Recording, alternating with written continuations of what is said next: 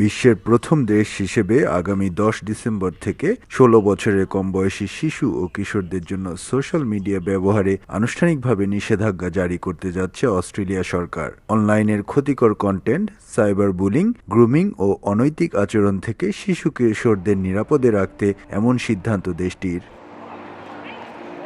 Facebook, Instagram, TikTok, Snapchat, YouTube, threads, Reddit, x, kick এবং Twitch প্ল্যাটফর্মে 16 বছরের নিচে কেউ নতুন অ্যাকাউন্ট খুলতে পারবে না। এমনকি বর্তমান অ্যাকাউন্টগুলো বন্ধ করতে হবে।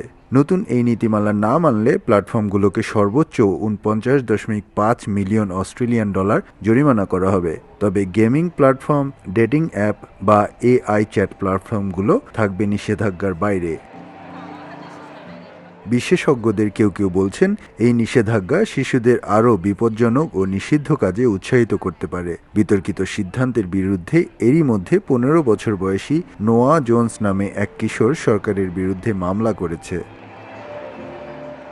এদিকে সবার নজর এখন অস্ট্রেলিয়ার দিকে। বিশেষজ্ঞরা বলছেন, দেশটি সফলতা পেলে বিশ্বের আরও অনেক দেশ শিশুদের নিরাপদ ভবিষ্যতের জন্য একই নীতি অনুসরণ করতে পারে। এতে যুক্তরাষ্ট্র ও চীনা টেক জায়ান্টদের ব্যবহারকারী কমার পাশাপাশি বিলিয়ন ডলার লোকসানেরও শঙ্কা রয়েছে। এস এম আমিনুল রুবেল, সময় সংবাদ, অস্ট্রেলিয়া।